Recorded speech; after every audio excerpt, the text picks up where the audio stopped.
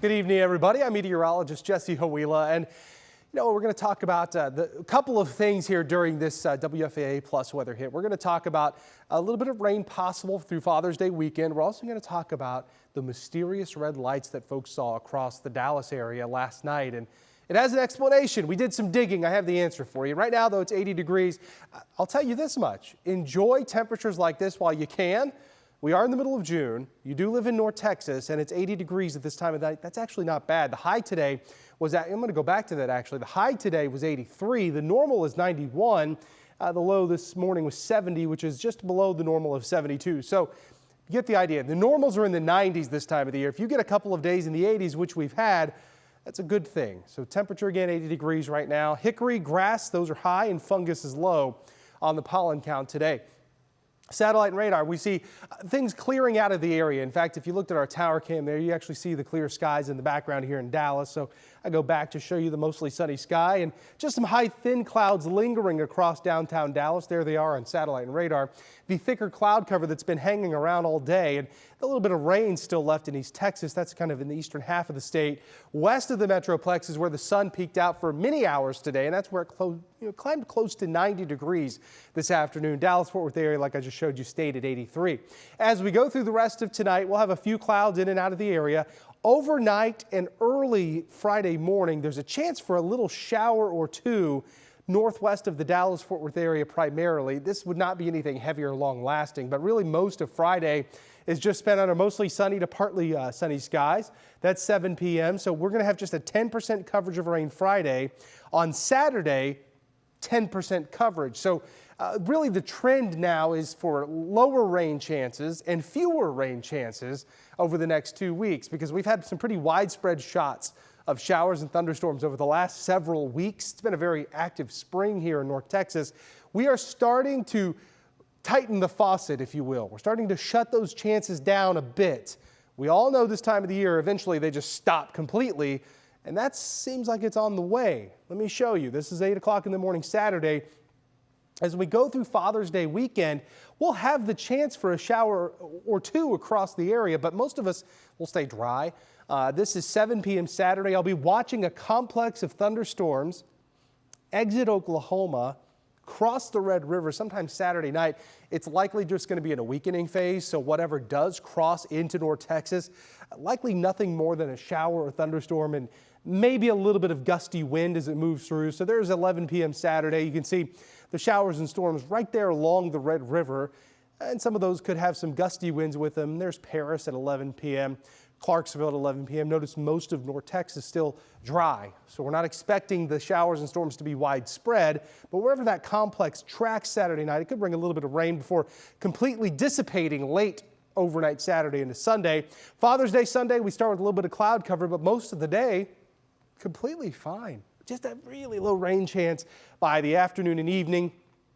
92 degrees will be the high. Winds are out of the south 5 to 15. It'll be a humid day too. So if you have any outdoor plans with Dad for Father's Day, just know that while it is going to be on the warm side, it is going to be humid too. So I do expect heat index values pretty close to 100 degrees as we head into Father's Day Sunday. So it is that time of the year too where we start to crank up the heat. The thing is, we've had such a wet spring.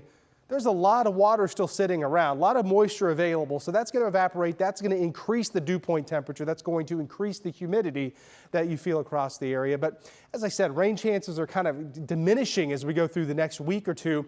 So as we take a look at the rain chances Friday, 10% coverage of rain Friday, Saturday 10, Sunday 10, Monday and Tuesday. We'll get it down to 0. So we're going to have a dry Monday and Tuesday. Most of Friday, Saturday, and Sunday will be dry too. But as we look at Monday and Tuesday, those look dry. And with the diminishing rain chances come increasing temperatures. You look at Friday, Saturday, Sunday, really close to the normal. The normal's 91, then 92 on Saturday. We'll be there for Father's Day. 93 on Monday, 95 on Tuesday rather, that's 3 degrees warmer than the normal of 92. So tonight we'll just have a dry night. It's going to be muggy tonight with partly cloudy skies, 71 degrees and south winds 5 to 10. Tomorrow 90, isolated shower or storm would be possible.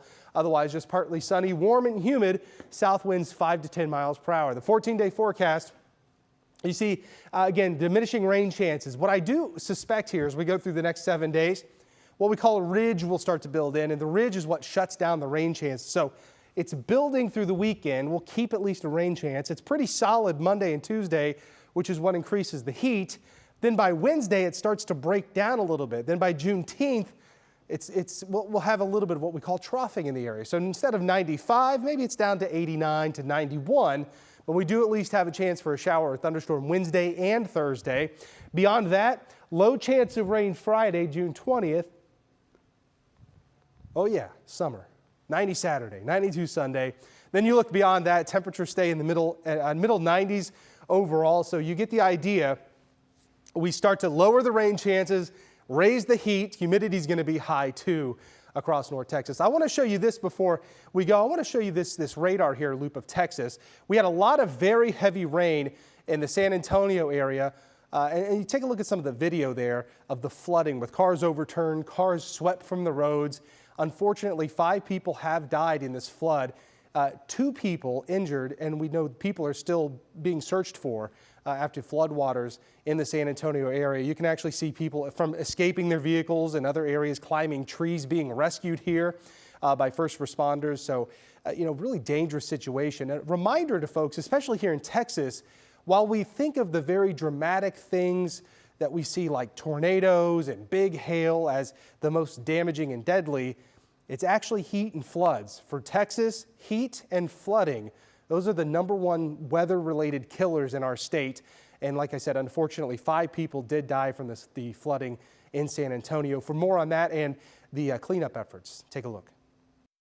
I'm at the Vicar Road Bridge over Bidle Creek, or maybe if you take a look at this bridge, you should say what remains of the bridge, because it is a hot mess. What happened here is just an example of the power of the water. It is more evident here than almost any place in San Antonio.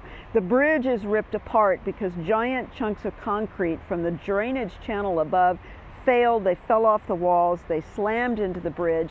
And then in addition to the damage here, which they haven't even had time to evaluate because they're going to have to remove a ton or more of debris to get to the bridge to evaluate it. And then if you look farther downstream, you will see more evidence of the human toll that this flood has had. There are 2 small sedans that are ripped and crumbled that ended up downstream. Earlier we saw relatives of the car owners down there climbing down the embankments and looking into the cars to see what they could find. Now, one important thing to remember is that the rain has continued to fall here in San Antonio. And so as long as we're getting precip, as long as the water levels stay where they're at, nothing is going to recede. They're not even going to be able to do a lot of this search or recovery effort until the water continues to recede just a little bit. So we'll stay with it. And we also need to tell everybody that's downstream, this water is going somewhere. It's going south. So everybody who lives south of here needs to be careful and watch the warnings, even if the rain isn't falling from the sky at the time. From San Antonio, Sue Kalberg, back to you. San Antonio sits in a part of Texas that is often called Flash Flood Alley. It is one of the most flood-prone regions in the country. There are 3 main factors making that the case. The first is the Balcones Escarpment. It's a geologic fault zone extending in an arc across Texas just northwest of San Antonio, including Austin and the I-35 corridor. Warm, moist air gets trapped just to the east of it, producing heavy rainfall events. Steep terrain, shallow soils, and narrow river channels send runoff quickly downhill. The result? Fast and erosive floodwaters that can affect communities downstream, particularly around Bexar County. The town of Wimberley is also located just east of the escarpment. In 2015, the Blanco River rose to a record 40 feet, destroying 350 homes and taking 13 lives.